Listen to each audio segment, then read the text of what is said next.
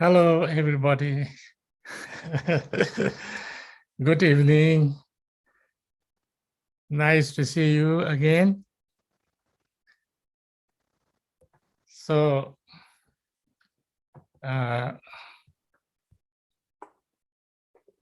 we went through the first three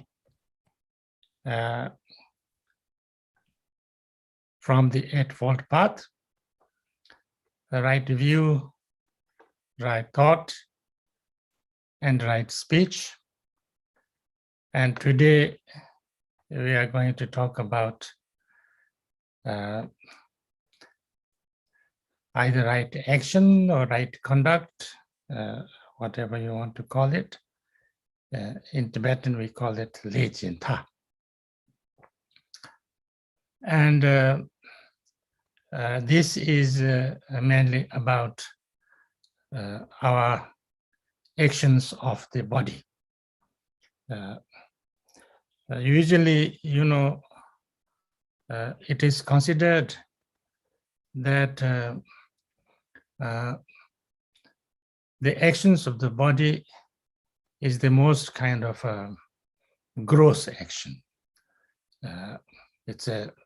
Therefore, it has a very strong effect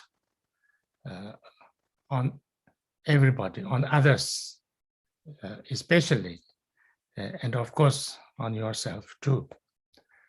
The actions of the speech is more subtle.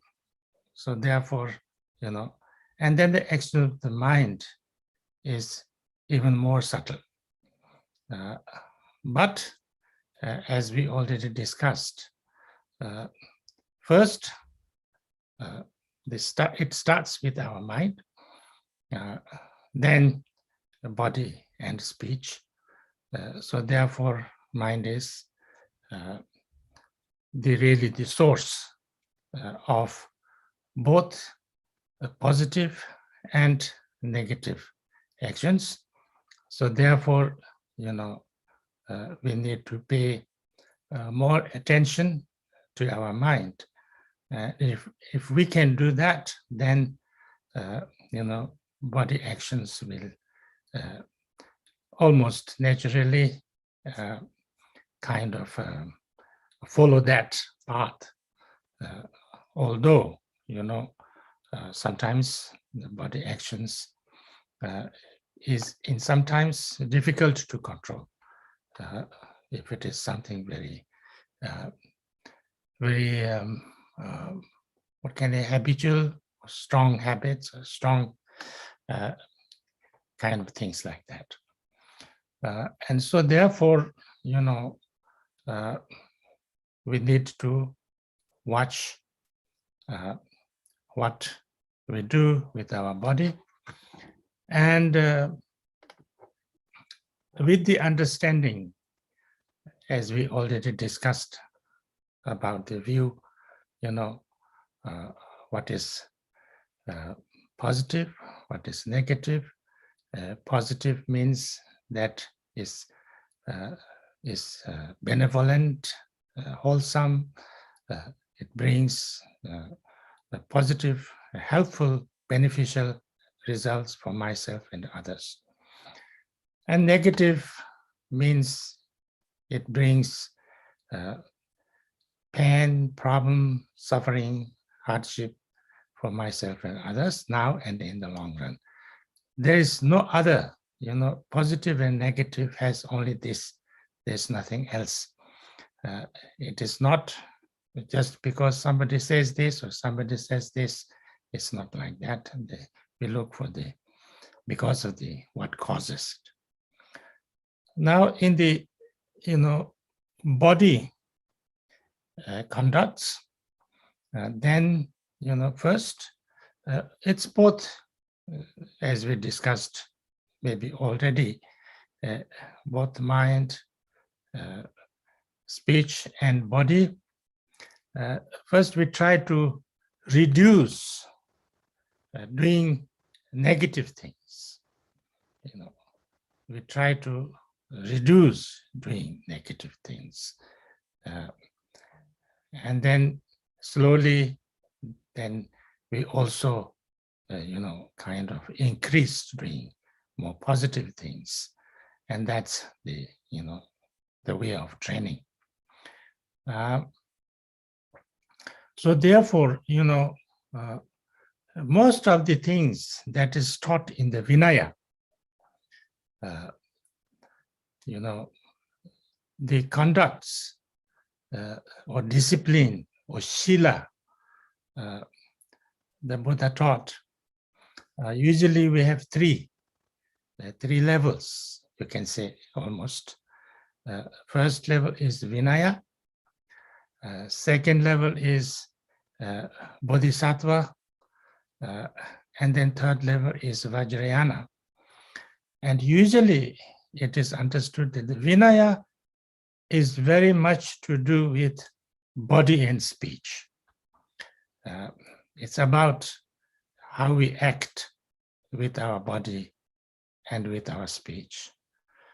For instance, when we talk about the 5 precepts for the householders, for the general public who are not monks or nuns, we have 5 precepts. And these, all 5 precepts are to do with mainly body actions and speech actions, like not to kill, not to tell lies, not to, steal, not to commit sexual misconduct, and on top of that, not to become intoxicated. So this kind of things, which is all about reducing or not doing or refraining from doing negative actions. And then at the Bodhisattva level, then it is more to do with our intention, motivation. That what can I, developing generosity and, with compassion and kindness and, so, the doing more positive things and also especially, watching the motivation of doing that. There, sometimes we say that, even if you are doing something seemingly positive, but if it is not done with a real good motivation, it could not be, it could not be positive, at least, or in other words, it could also be a negative action. And then at the in the Vajrayana level, it's a little bit more, subtle, and they are more in the thoughts and the emotion level. So this is usually a little bit like that. So, but that's, I think, not the subject at the moment.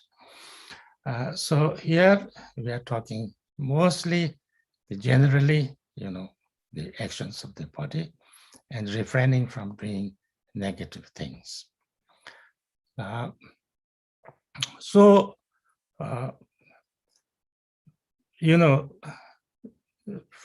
we maybe first I should discuss the usual way of talking in Buddhism. Like first you say not to kill or stop killing or reduced of killing, or now killing is regarded very negative because killing is taking life. Somebody's life you take, and because nobody wants to nobody wants to die. Everybody loves their life, loves to live longer, unless you are a very, very kind of suffering being, like helping or something like that. And then you cannot kill him anyway. So therefore, killing is regarded as negative. So try not to kill, but to save life or give life or anything that is helping people to live, like medicine, food, clothing, shelter, protection, whatever, that's the killing. Now, people would say that, then what about eating meat? This question always comes up when we discuss this killing. It is natural. It's very natural because without killing, you can't have meat. And so therefore, you should not eat meat if you want to save lives. That's very, very true. And but Buddha's way, as we all know, whether it's view, whether it's speech, whether it's conduct, in all matters, whether it's in meditation or in conduct, he always maintained a middle path. He was not extreme. He didn't want to go into extreme. So when he, even his monks, he didn't tell them to become vegetarians. He asked them that you should eat whatever is offered and should not say, I can eat this, I can't eat this, I want to eat this, I don't want to eat this. Should not say, you just eat whatever is given to you. So therefore, all the monks at the time of the Buddha, including himself, including those, coming from high caste Brahmins, and had to eat whatever anybody gave, even from the low of the lowest caste people, and their kind of whatever they had, whether it was a vegetarian or non-vegetarian or whatever. That was at the Vinaya level. There are, I think, many reasons for that, because at that time in India, and not only that time, even now, there was great,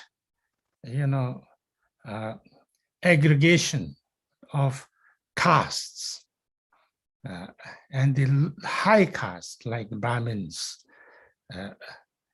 didn't eat meat; they were vegetarian.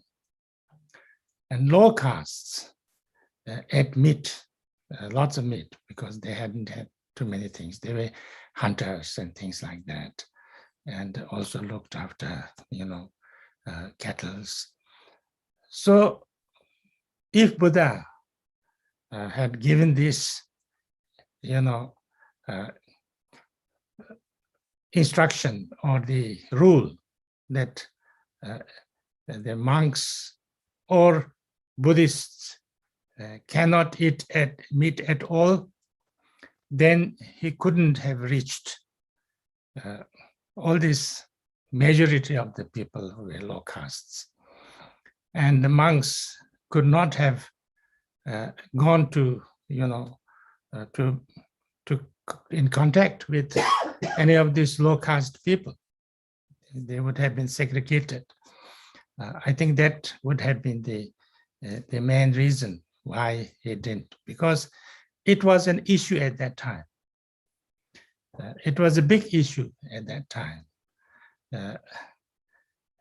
One time, Devadatta, his cousin, and his kind of always tried to bring him down. So he once split the Sangha, his Sangha, the whole Sangha, into two in a quite a strong way. How did he do that? When there was a kind of a big gathering of the Sangha, then Devadatta stood up, and Devadatta actually became a monk of Buddha at one time.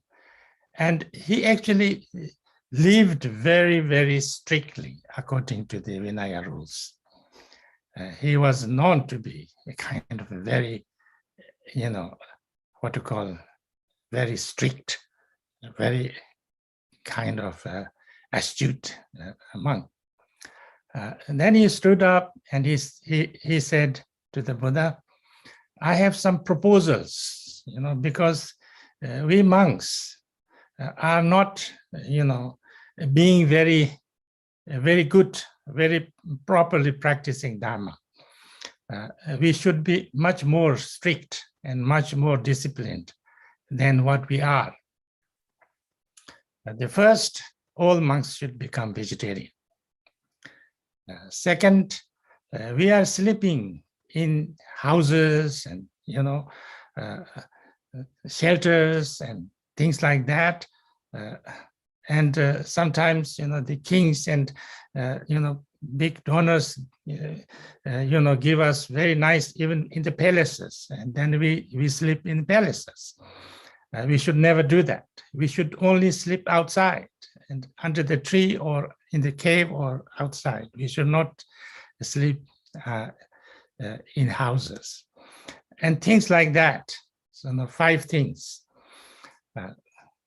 And then Buddha didn't accept it. Buddha said, no, I don't accept any of them.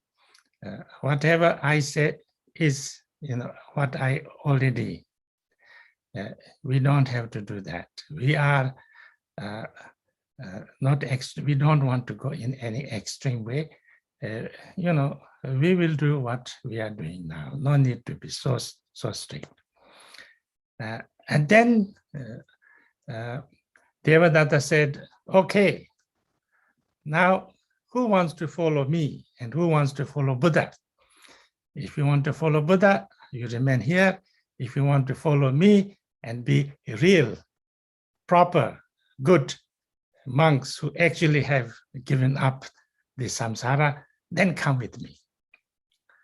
So half of the Sangha went with him. More than half of the Sangha went with him. So the Buddha's Sangha was totally split into 2. And then, to the surprise of everybody,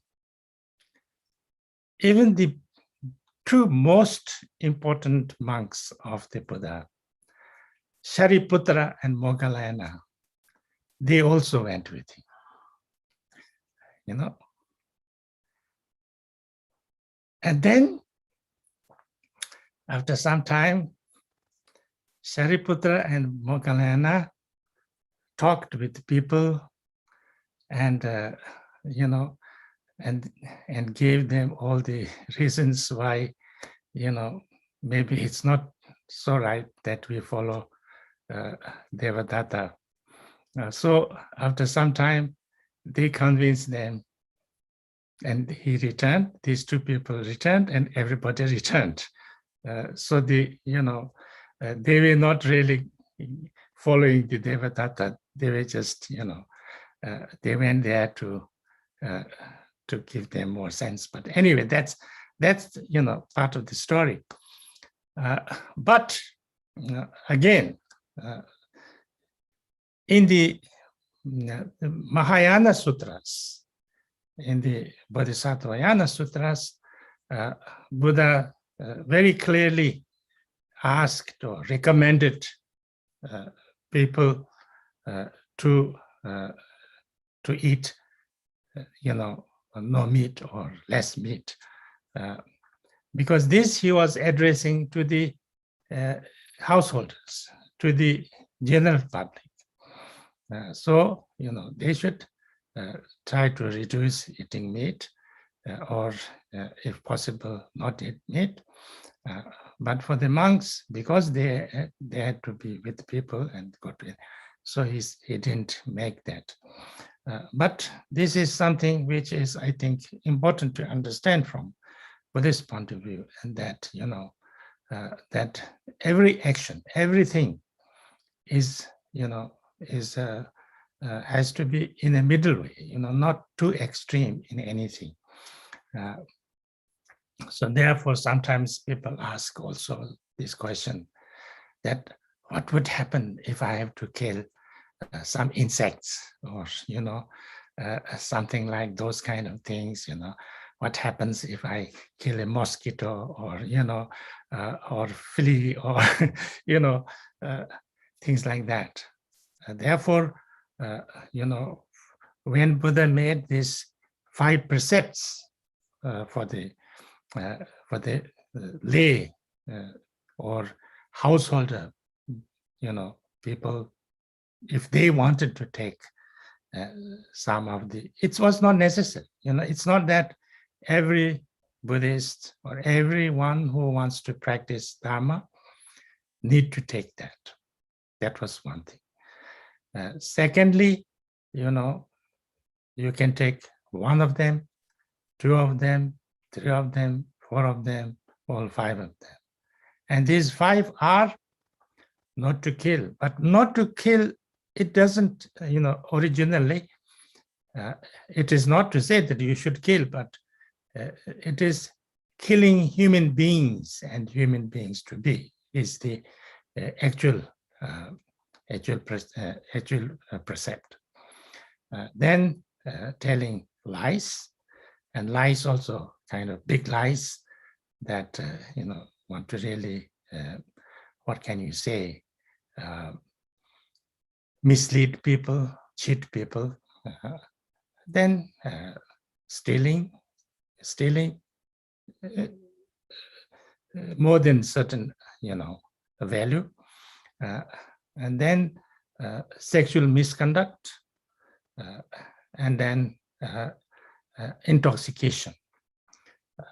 Buddha gave a lot of importance to intoxication, because he said that if you are intoxicated, then you lose your, you can't be mindful, you can't be aware, you lose your sense of reasoning, and therefore you cannot keep any precepts actually, because your power of awareness or mindfulness is lost, because you are drunken. Therefore, as most of you have heard, there's a story. I don't know it's a proper story or not to tell. There was a monk, there was a young monk, and he was meditating in the countryside, in the forest. And this young monk was a very young and very handsome person. So a girl in that area fell in love with him. So one day she came with a goat and and a jar of alcohol, and she told him that you should either sleep with me, or kill this goat, or drink this jar of alcohol. Otherwise, I will jump over this rock and kill myself. So the monk was in a dilemma, in a problem. So he thought, I cannot at all let her, let her die. That's not possible. I should not kill the goat because, then it's killing it. It's really bad. So I should not kill the goat. If I sleep with her, I lose my monkhood. Maybe that's not good. I wouldn't do that. So I think it's much better that I drink this alcohol, then maybe I'll go to sleep, and then it's finished tomorrow. It's no problem, or less problem. So he drank this jar of alcohol. And next morning, he found that he had killed the goat and slept with the girl as well. So, because, when you are drunk, then you don't know what you are doing. So that's why, intoxication is regarded important, because if you have to maintain some kind of a discipline, then you have to have, your awareness. And if you are drunk, then you can't have alcohol. So therefore, it's because of that. So killing is that, killing, that there's nothing much not to know about. So that's the first thing. Then the second is stealing. Stealing is taking something from somebody without his or her consent, either by force or through,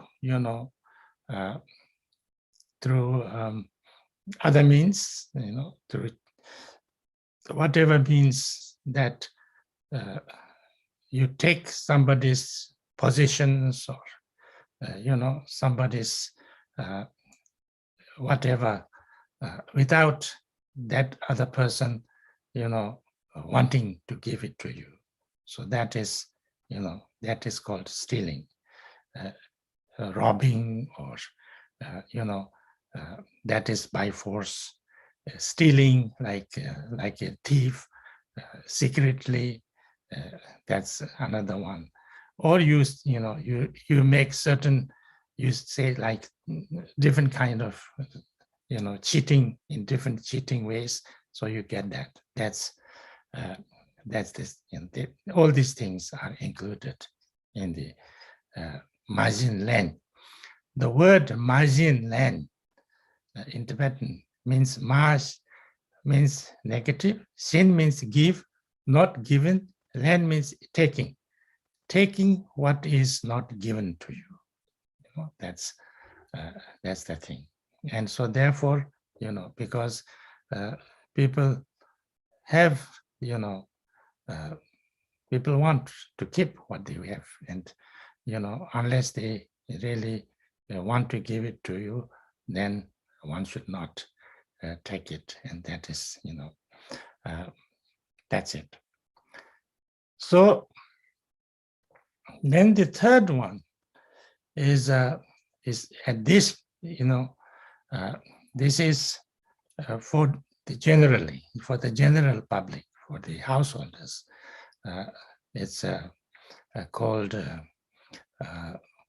the sexual misconduct. For the monks and nuns, it's called, what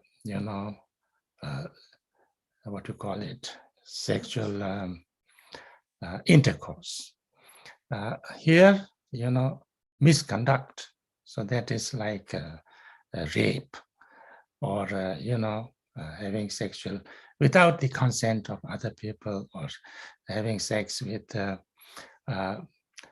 children, or with patients, or with elderly people, or anybody who is not the right kind of and without the consent. This is the sexual misconduct.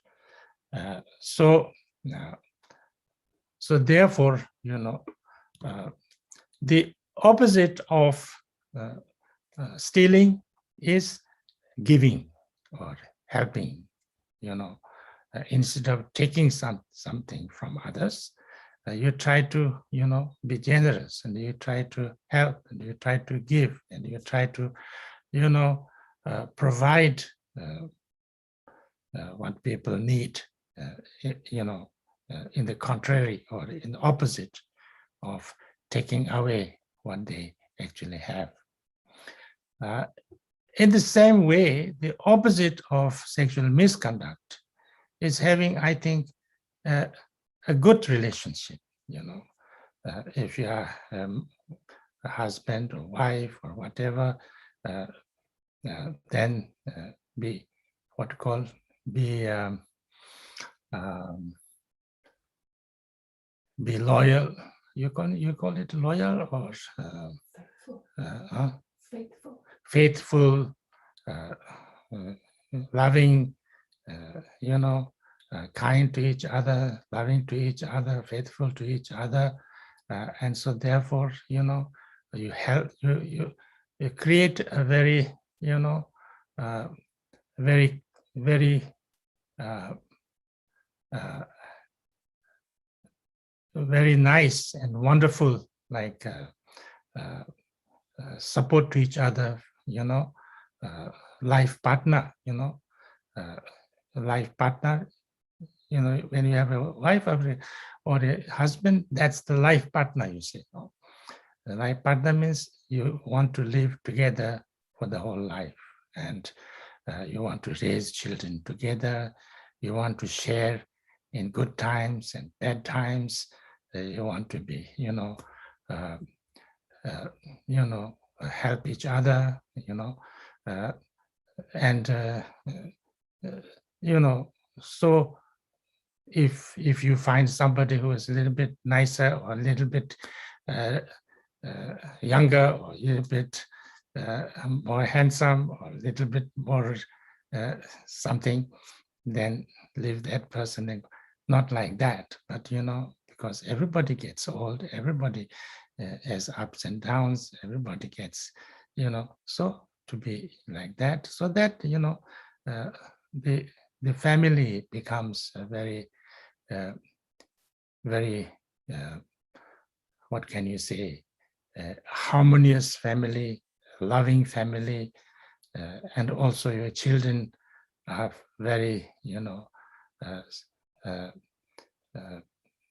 receive the support and the love and the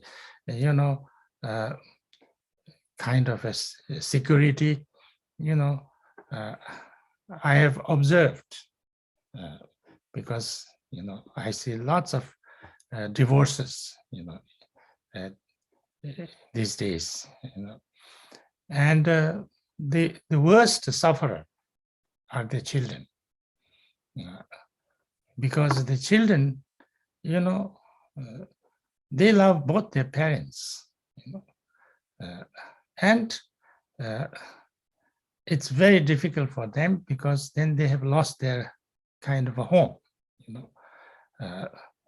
Sometimes I've seen that the children have to be 1 week with the father, 1 week with the mother, or the week with mother and weekend with father, or something like that. And then they're always, I think, and not only that, but then, your father has a girlfriend, your mother has a boyfriend, and then,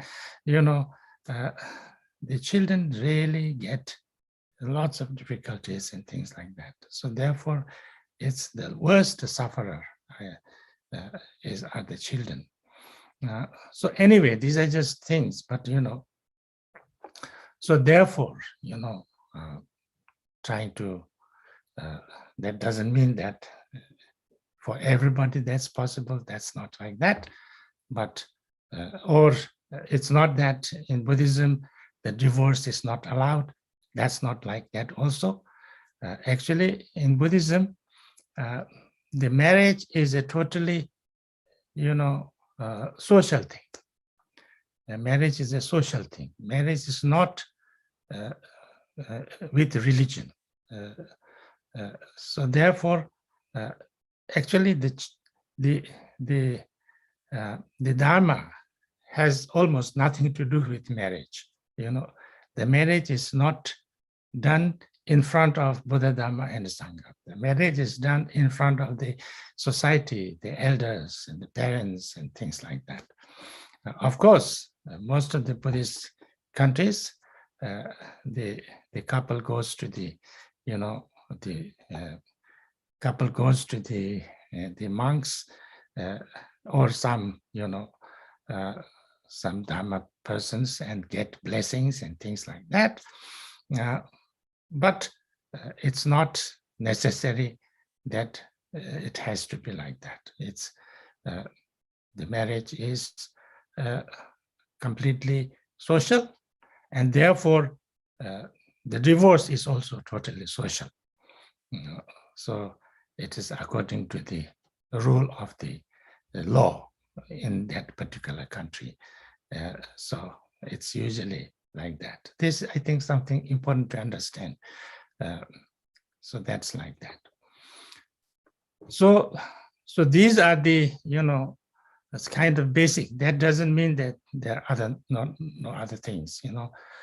Any actions that is harmful, that is that's not good for you, not good for others now or in the long run, that's called negative. So we try to not do it, or do it less or reduce it. And then the opposite of that, we try to develop, we try to do more. That's the whole point, So I think the most important thing from the point of view of this, Eightfold Path is to be able to understand this, these actions or conduct you do, you see the effect of that action. And then, by realizing the effect, either positive or negative, then you try to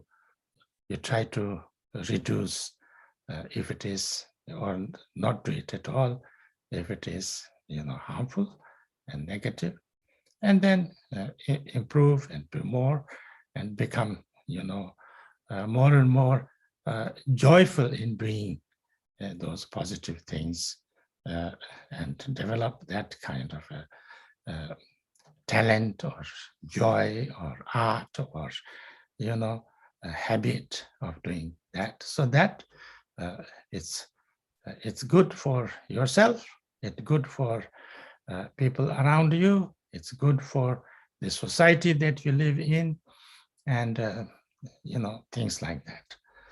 So therefore, I think if we look, if we look into these 5 precepts,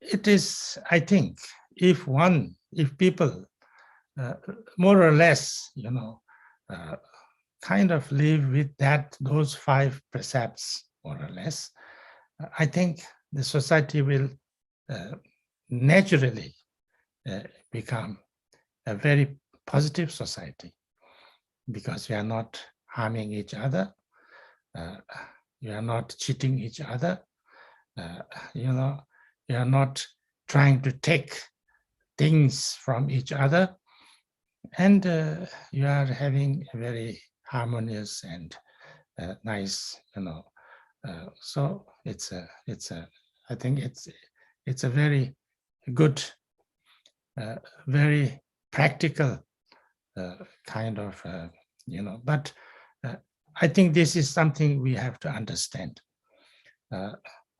In Buddhism, there's nothing like, you cannot do this. There's nothing like that. All the disciplines are self-discipline. Even if you take like monks' vows, generally people think that in the monasteries there's kind of strict rules. Yes, there are strict rules, but the rules are also self-discipline.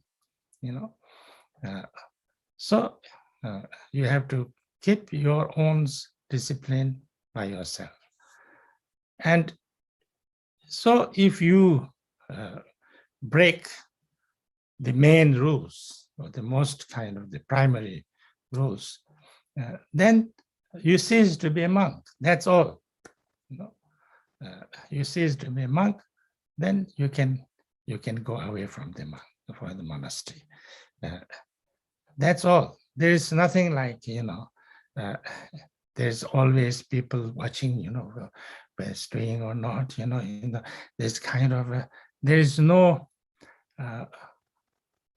monk intelligence who are kind of, there's a network of intelligence, what's he doing,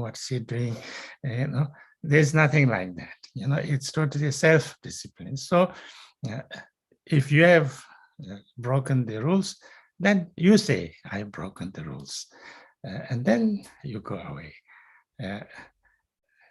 It's not, it's not almost usual that somebody says, and if if in the rules it's like this I think is sometimes you have to, it's good to know. If one monk sees or feels that another monk has done something wrong, then he should go and tell him that maybe what you have done is wrong. He can say this once.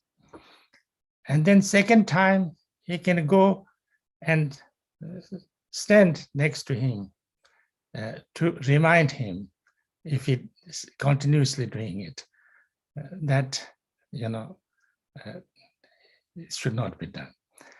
He can do that third time. After third time, then it's not his duty. The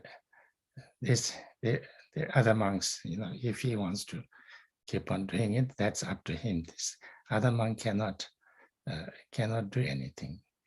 So this is, the self-discipline. Everything is self-discipline. So, that's why it's very important that,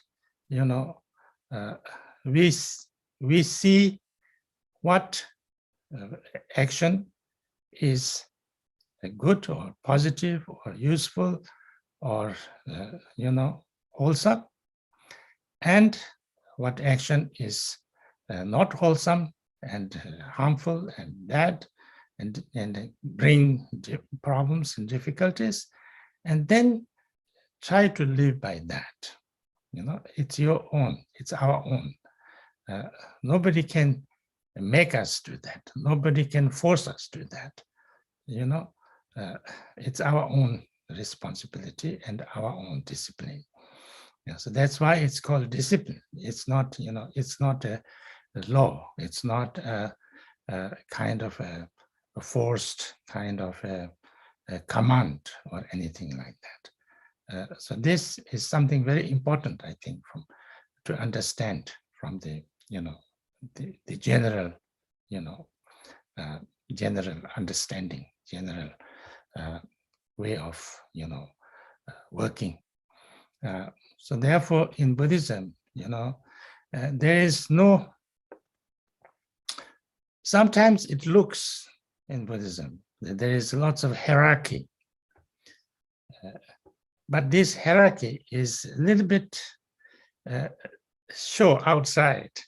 In the real thing, there is not much of hierarchy, because the discipline is about my own discipline. So nobody can actually do much, like I am a monk.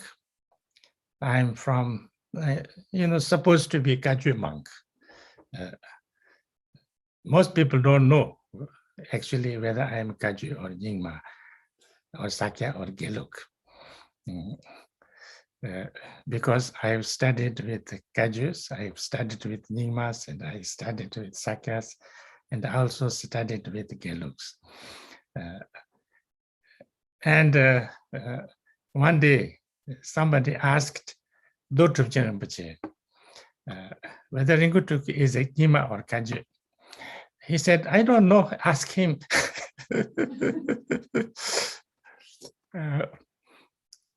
So therefore, it's like this, it's like this. And so therefore, if I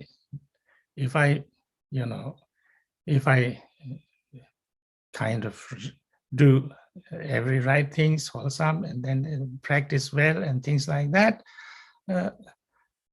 I never get any medal for it. Even I do the best monk, nobody gives me any medal or any citation or any certificate or anything. Yeah.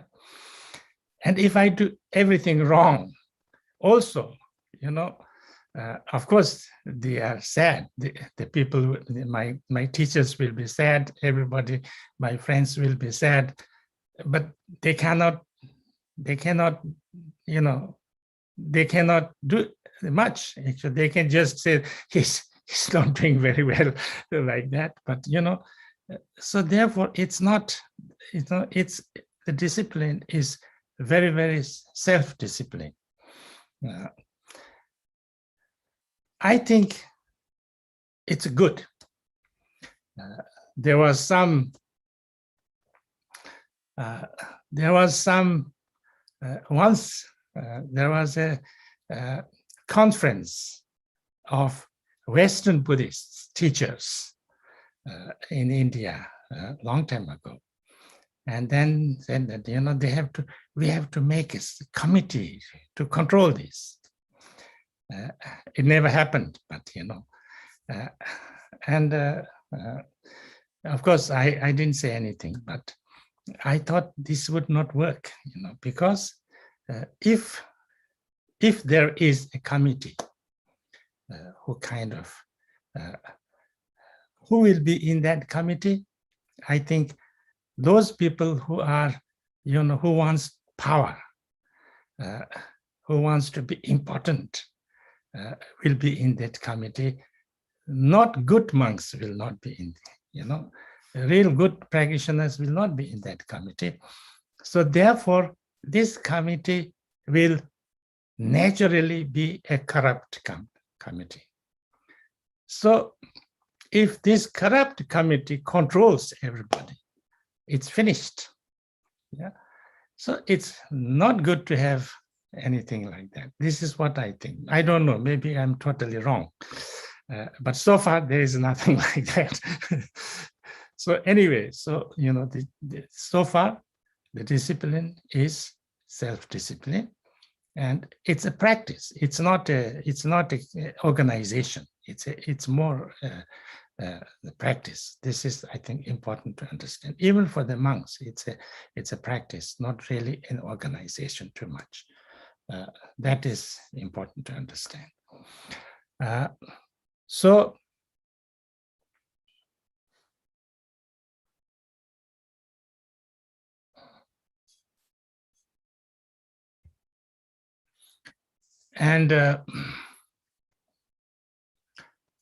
therefore,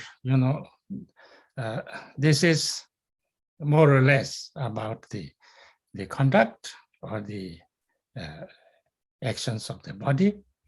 I think I don't know if I need to say something more. I don't think I need to say anything more. I said more than enough, I think.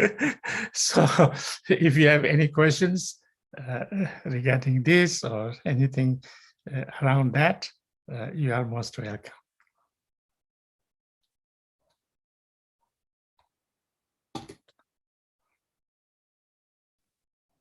Yeah, there's Ulrika. She would have a question.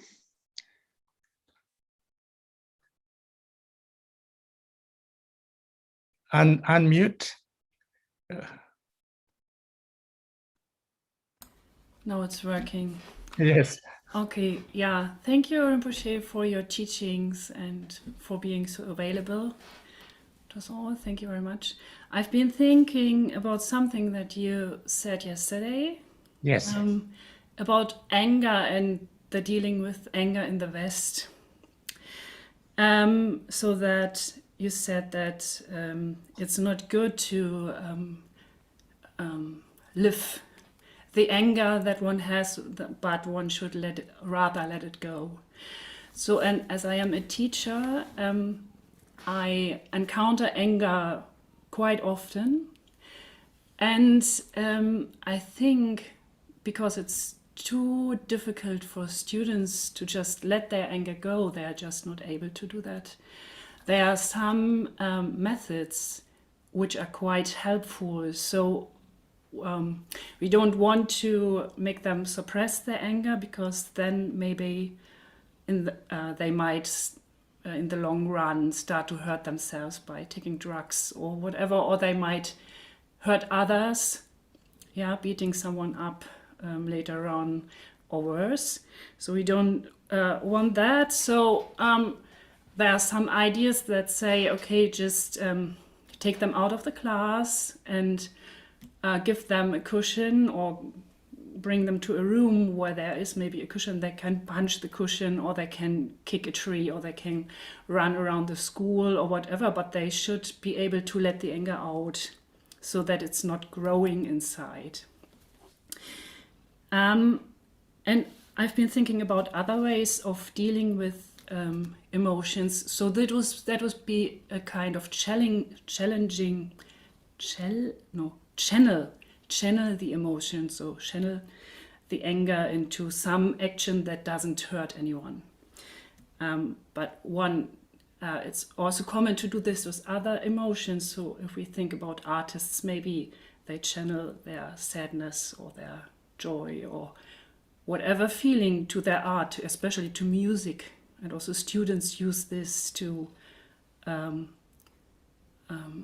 channel their emotions, for example, dancing or whatever. And then I was thinking about, aren't there even some deities like Tara or Shenrezik who have two faces, an angry one and a compassionate one? And isn't it even possible to channel anger into purpose? So maybe if we stick to the student example, if they start to engage for Fridays for Future, they might change their anger into wholesome actions. So I wonder, what you might think about that. Yes, I have thought a lot about that. I've heard about these techniques that psychologists and modern kind of people do. I think that's nothing wrong. That's bad, not bad, because if you are very angry, if your anger is very then if you beat a cushion or something like that, temporarily it will kind of cool down, no? Or if you do the boxing, or if you do some running or physical exercise, or even if you do some breathing exercise, or whatever, that you kind of allow your mind to be off that anger at that moment. It kind of calms down. That's good. But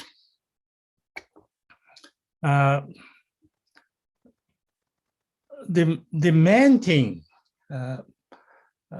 from Buddhist point of view, the main thing is to really understand, to try to make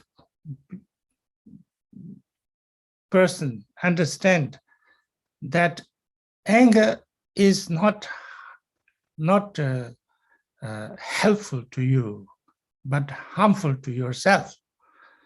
This understanding is, I think, very important. And if this understanding is there, then anything you do, it doesn't matter. At that moment, you can be, beating trees or, doing whatever at the moment to calm down.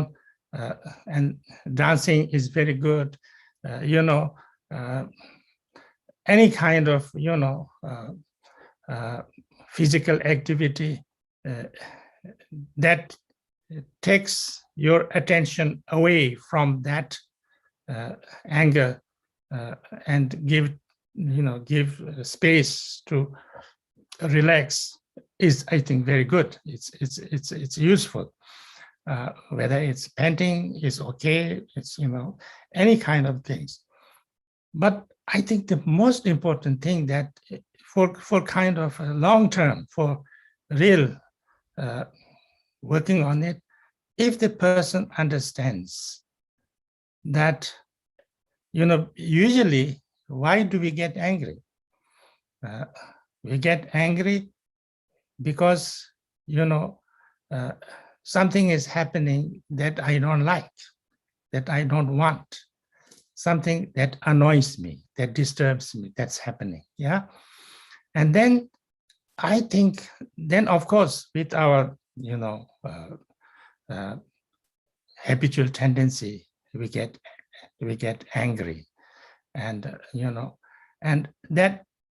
and we think that anger is good for us because we are angry and we I can do something with that, so, but if we can really see that holding on, a little bit angry is okay, but especially holding on to that anger is not good for me in the long run, because what people say, what the psychologists say, that I should not suppress my anger. I understand suppression like this. Suppression is not that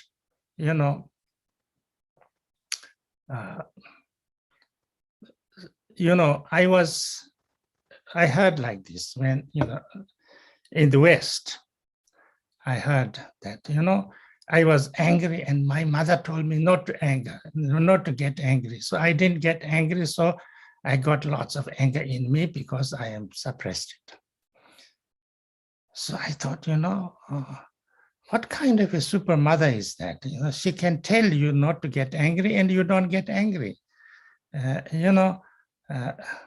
My mother can, I have lots of respect for my mother, but my mother cannot control my emotions. Yeah, she can tell me, but that wouldn't, if she tells me not to get angry, that doesn't make my anger go away. So I slowly found out, I think, maybe I'm wrong, but that's what I thought. When people say that, I didn't get angry, therefore I suppressed, means I didn't act it out, but I kept that anger, I held on to that anger. If somebody said something bad, I hold on, I'll never forget. If somebody thinks something happened and I called on, and it's keeping in my, that's, I think, suppressing.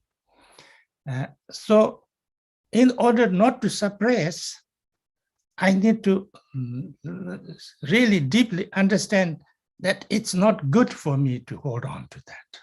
Yeah, it's really important that I let it go. Yeah, because it's about me. The main reason why I get angry is because, I don't want to be hurt. Yeah, but if I hold on to this anger, it's the one that hurts me most. So if I really understand that, then I actually truly want to let this anger go. And unless that happens, I truly do not want to let this anger go. So therefore, when I have that understanding, then whatever method you use temporarily to release that is okay, and it works. And, so I think that is the most important thing. That's why in Buddhism, it's always, like again and again taught, kind of try to look at what the anger does to you, like when you are getting angry, and then when you get hateful, then you hold on to that, then it's disturbing your mind. It's how uncomfortable and disturbing it is to hold on to anger and hatred and things like that. And even if you are able to do something to harm somebody, does that really help you or not? In the long run, you can hurt somebody, but does it really help you? So the best is that I can let go of this hatred, and if possible, I can become friend to that person, or whoever does something like that, if I turn it back into something positive. So, and also, when somebody does something, whatever, something not nice also, you see that why this person is doing that. Most of the time, this person himself is in trouble and, has going through lots of difficulties, and that's why he's acting in that negative way. So when you see this, then you don't need to get angry, but you even can become compassionate to that person because he's going through a difficult time. So, that kind of understanding, if somehow, I'm sure, in the class, you don't have that much time and, space to go into these things, but, somehow, from Buddhist point of view, that's regarded as most important, So, of course, all those things that you do is, I think, also, is good. Is why not? Okay, thank you.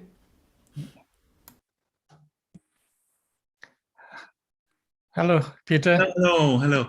This was very funny, the image when you're talking about anger and see the relaxed cat in the background of Ulrike. I don't know if you've seen it. She has a cat in the background and she was completely relaxed. The cat. Yeah. She's sitting there. And, I will try to ask a question probably with two steps. So if you tell us now about a way of a right conduct, so how to behave, it has a little bit to do with moral and ethics. So I'm now about 20 years trying to learn Buddhism, but still I feel my education as Christ, and always the right conduct is connected with guilt and punishment. Even I studied Immanuel Kant and ethics without any religion or ancient Greek philosophers. So I refer now to His Holiness the Dalai Lama, who says we need to install a secular ethics. So secular ethics means a little bit like, without ropes, I would say, yeah. But how it's possible, do you think it's possible to combine this aspect of Buddhism and really combine it with the philosophies of ethics and so of the Western world? Or is the secular ethics only the Buddhist ethics without ropes? Actually, with or without ropes, the ethics from Buddhist point of view is nothing to do with belief system. Yeah, it's as I said, it is all about what that action is going to bring, if that action is going to bring something harmful things to yourself and others, then it's negative. That action is going to bring something positive for you and others, then it's positive. So it has, it is secular in a way. It's, you call it whatever you like, but, it's not, you don't have to be a Buddhist to, or you don't have to believe in Buddha, or you don't have to believe in Jesus, or you don't have to not believe in Buddha, or not, actually Buddhist ethics is secular ethics in a way. But of course, when you say Buddhism, then people always put it together as a something, something that's, something like a religion, like, most of the kind of, what you call it, organized religions. But, Buddhist ethic is, as I explained, it's not like that. It's totally, more or less, secular. If you want to call it secular, it's secular. Yeah. Even for the monks, it's same thing. Everything that we are not supposed to do is something that is, that's help us to do something more positive and things like that, and something like that. Except the robe, of course, the color of the robe doesn't matter. Some best monks are also not in robes. I know quite a few really, really good monks who are not wearing any robes. Argument to don't to do bad things to others or yourself, yeah. If the result it would be always so clear in the following, so it's an ethics which explains itself or your deeds. But if you say the consequences only come in next lives, then of course it's connected with a belief system, and it's not so easy to explain why not commit a unwholesome deed without just out of the if you think it's only one life and I take all my advantage out of it. I think capitalism, I think it's like this. All these negative things that is mentioned here is not good for this life. Yeah, like killing is not good for this life, no? Nobody wants to be killed, no? Stealing is not good for the life. Nobody wants to be, stolen or robbed, yeah? Nobody wants to be sexually abused, yeah? And actually, no law, no good law in the society kind of permits these things, isn't it? So that has to be secular.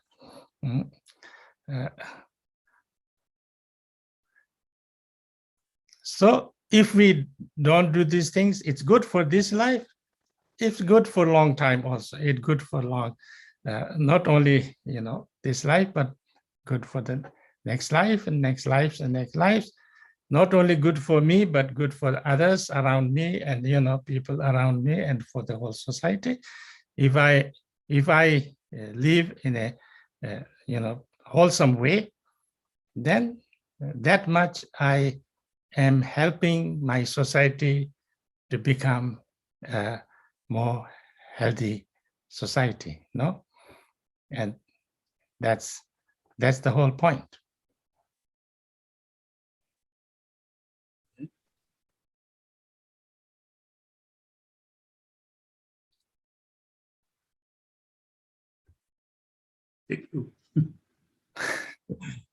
I think that's it. Like, for instance, anger, hatred, through hatred, you only create more hatred. You can never generate love through hatred. No, neither in this life nor in other lives, nor for yourself, nor for the others. So only through love you can generate more love, and you can make people love you if you love. If you hate, if I hate somebody, that person would never love me. No. So if I try to be kind and nice and loving, then that person can be also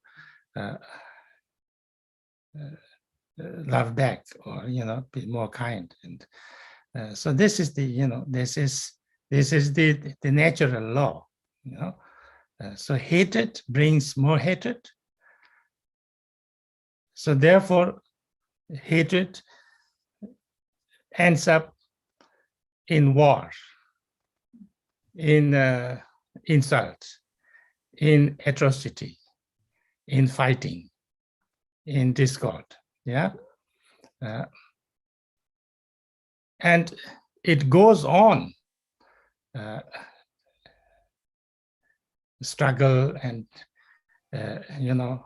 fighting and war and discord, as long as that hatred is not stopped or turned. Yeah. So all the wars had to be stopped, and all the hatred had to be stopped to bring some kind of a peace, to bring some kind of a harmonious society. No. So that's the idea. But actually, we know all this, and even we know it from Immanuel Kant, a philosopher, which is saying exactly the same, but we don't do it. So then it comes back to the view, isn't it right? Yes. Okay, yes. So the view is there, but we don't want to listen to it. We don't want to understand. We don't want to, deeply kind of reflect on it. Yeah. And if we don't, this is knowing doesn't work. Intellectually knowing doesn't work. We have to integrate it with ourselves, and that's what we call practice. Yeah. So once we integrate it, once we understand it deeply, then we can really understand. That doesn't mean that I immediately become a saint or anything like that, but I can really see that this is what is the best. This is the way. This is good for me and good for others. Then I can start to practice. I can start to, I really know that this is the way, and then maybe slowly I can actually transform, so therefore, and there in the world, there's so much wrong views going on, people even say you have to be angry, you have to hate, they always, there's so much, even if you talk about kindness and compassion, they always like for instance, everybody thinks that nationalism is a good thing. I love my country. I am proud of my, my flag, and I can die for the flag. But, you don't extend that beyond the border. But actually, we are same human beings everywhere, and then it's like that, so these kind of things, so much misunderstanding, so much, this needs to be, it's a lot of education, actually. It's all about education and bringing the right view, that's the whole point, understanding.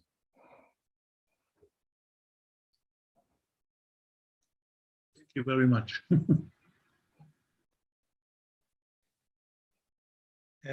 Peter, it was a very nice question, actually, because you've touched our Christian tradition here in Europe. There's no more questions, so if I may, I will ask also a question from me. Okay. This Mazin Len that you mentioned, Rinpoche, that's taking what wasn't given. Sometimes we have a problem with this defining what is really good to take. Like we find something on the street sometimes, and then going to extremes, we would just say, "Oh, I cannot take it." You know, it's so bad. But then, if we don't take it, it will go bad. It will be just thrown away. So, in the West, I suppose myself, I sometimes have a problem to find this border between taking what wasn't given and taking because I don't want something to be thrown away, because I don't want something to just rot there, lying there on the street. If I were you, I'll take it and run home.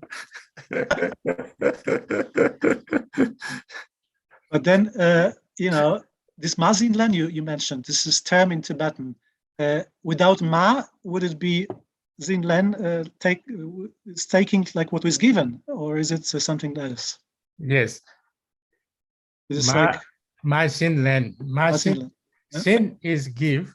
Ma is not given. Not given. Okay. Take, Sin Len is give it and take. Give and take. Okay, I understand. So it is possible, but then just to find out what was really given, it's really this hard problem sometimes. And the other question, this 5 precepts in the West, like I'm also fresh Buddhist, and at the beginning one tried to be very strict, and what actually we do because of our past, like we've learned this way, we look at the others and we look what they do and we judge them. We go around and we know all these precepts, what we should do to be happy, and so on and so on. And we just go around and judge people and try to tell them what to do, what not to do, because we are fresh Buddhists, newborns, so to say, and then how to, like, I sort of overcome this schema already, but it took time actually.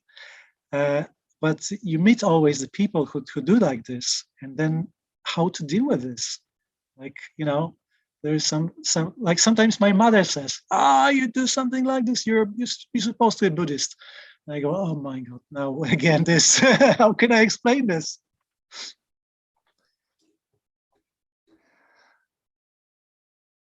Well, you are Buddhist doesn't mean that you are perfect, and you are doing 100% right.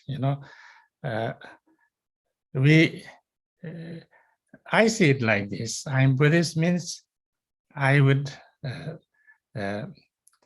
try to understand what is right and what is wrong, or what is, the right way and what is not the right way. And then I try to a little bit, at my own pace, try to practice it as much as possible from my side. Although they say that if you are a really good practitioner, you can become enlightened in one lifetime. I'm not planning in that way. I have no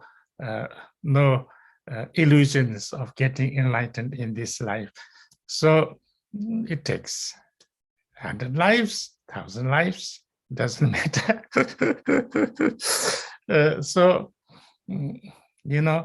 Slowly, maybe it will happen. So I'm just enjoying myself and having a good time in this wonderful place. So slowly, I think,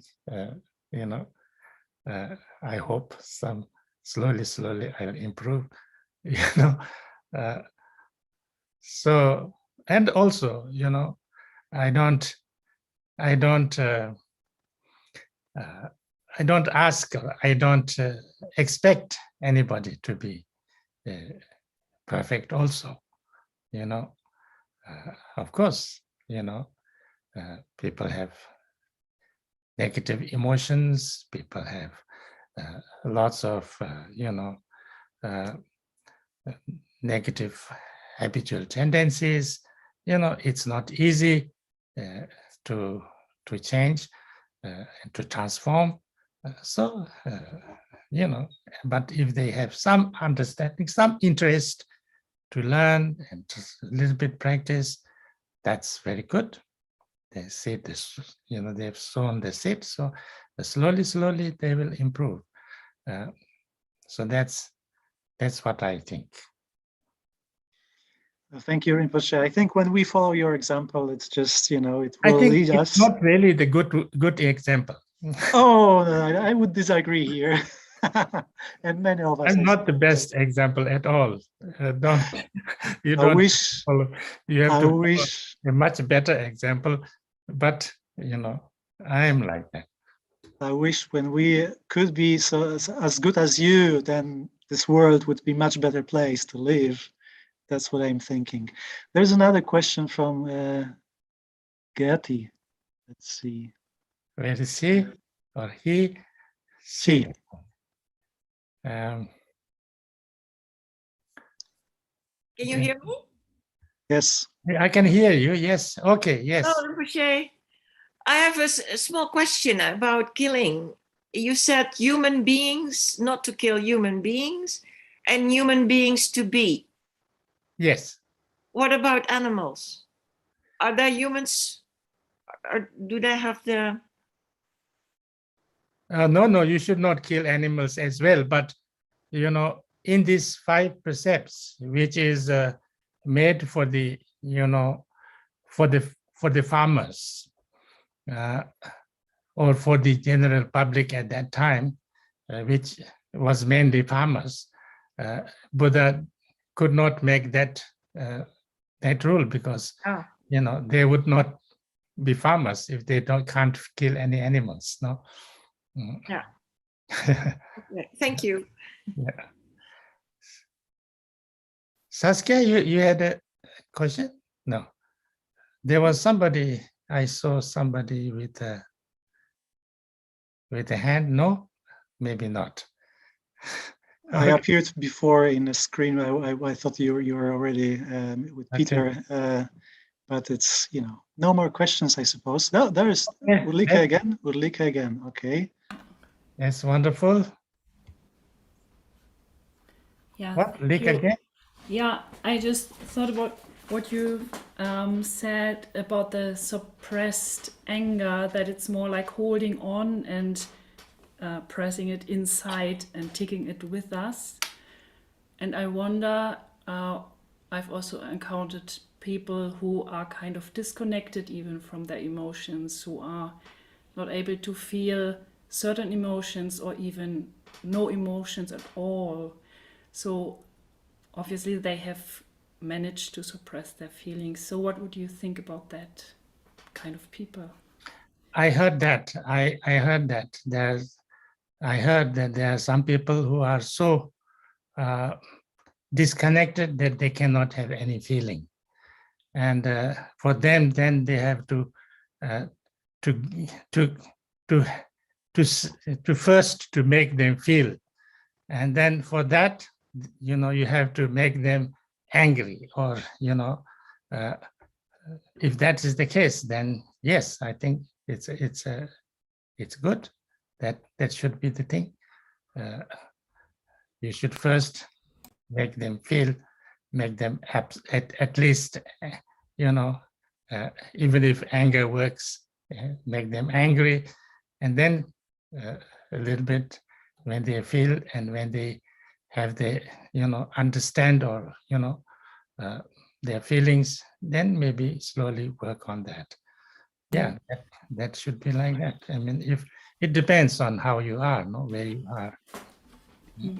Okay, but the usual way you would say suppressing is more like taking the emotion or whatever, holding onto it and pressing it inside of us. So we wonder in our weekly meetings, we sometimes wonder what is the difference between suppressing and letting go. And this question came up yesterday. I think this suppressing and letting go is easy to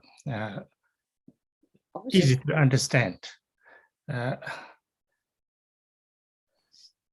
It's like this. Say you heard that somebody is saying something bad about you. Yeah. And then you got upset, you got angry. Yeah. Then after some time, you understood that actually that person didn't say anything bad about you. Yeah. Then what happens to that anger? It goes away. It just goes away, because there was no reason to get angry. So letting go is like that. That you see very clearly that getting angry is no need. There was no use. It's totally unnecessary. So therefore, then you let go. Yeah. And is there a possible, even a way to push an unpleasant feeling away? So I don't want to feel anger, maybe. Am I able, or is anyone able to push it away and you mentioned your mother couldn't have told you to be not angry at all, but could we somehow push it away and hide it and pretend it's not Actually, there? it's people think that there is something called anger, that if I get once angry, then it's always there. Either I have to push it, I have to cover it. I don't think it's like that. Yeah. Of course, we have lots of the seed of all the negative, whether it's anger or greed or, jealousy. We can always there because the seed is there. But, when you get angry, at that time you get angry. And then when you are not angry, you are not angry. It's not that I have kept the anger somewhere around here. Yeah. I have my happiness comes, my joy comes. Where did it go after I finished that? I didn't keep somewhere, no. It's momentary. My joy is momentary, my anger is momentary, my whatever emotions, whatever thoughts comes and goes and comes and goes and comes and goes. But we have lots of habitual habit to hold on to hatred and anger and hurt feeling and things like that, because we have been doing it so long, again and again and again. We are very good at it. We have been practicing it. Yeah. So therefore, we have a knack of holding on to things, unpleasant things. Yeah. But actually, it goes, So therefore, once the anger is finished, it's finished actually, if I don't want to hold on to it.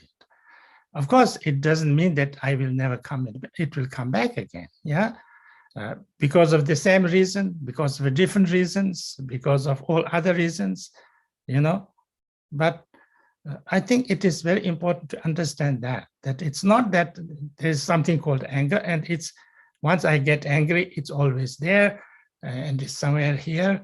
And then I kind of, when I'm not feeling that, I'm holding on to it or I'm covering it with something. I don't think it's like that. Yeah. Of course, I have the seed of anger because I have this. I have lots of self-centeredness. I am. Everybody is. I like this. I don't like this. Aversion, attachment is in my way of reacting. So therefore, I can always get anger. But, when it's gone, it's gone. Yeah. It's all emotions are like that. All emotions are, it can arise and it can dissolve also. Yeah. And just one last comment, thank you. There's one other way, like looking at it. So sometimes when I get angry during the day maybe, and I can't let it go because it's just maybe it's too strong in the moment. But if I look at it, where am I feeling it, and just stay with it and don't try to whatever, suppress it or whatever, then it loosens strength, and then Yes. the way. Yes. After a little while, but I'm not able to let it go right away. Yes, that's it. If you relax in it, it will naturally go. Yeah. You cannot, let it go by letting, by pushing it. I think people make the mistake of misunderstanding that letting go is like pushing away. Pushing away is not letting go. Pushing away is holding on. There is a kind of a story in England about, tar baby. You kick at the tar baby, you get stuck. You hold on to the tar baby, you get stuck also. There's a story of tar baby and something. So that's how it is. When you are pushing away, that means you are in contact with it. You are, this, I don't want this, I don't want this. I don't want this is actually holding on to it. That's kind of, I think, in another way maybe of saying suppressing maybe. And if you kind of hold on to it and, I want it, then it's another way. Yeah. But if you completely relax, that's why, we sometimes use the method of, just focusing on our breathing. Because when you focus on our breathing, you are not thinking about either letting go or holding on or suppressing or not suppressing or things like that. You're just thinking of your breathing in and breathing out, and breathing in and breathing out. Then anger goes away because you have allowed it to go away. The main thing is you have to allow it to go away. Yeah. And to allow to go away. Now there are two things. One is the view first. The view is that it's not good for you. It's not good for anybody to get angry. That understanding is the basic understanding. The technique is allow it to go, just relax. And, you can look at its face. You can not necessarily look at its face, just, follow your breathing or anything else. Your mind can be thinking about anything else. Nice piece of chocolate in your mouth. Whatever, you focus on something else and then it's gone. Yeah, thank you very much for clarifying those different terms. Thank you. Yeah. Thank you very much. Thank you very much. Good night. Gute Nacht. Thank you, Rinpoche. Thank you. Thank you very much. Bye. Yeah. Thank you, Rinpoche. Thank you. Bye-bye. Obrigada. Thank you. Célia, grazie. Grazie, Rinpoche. Muchas gracias.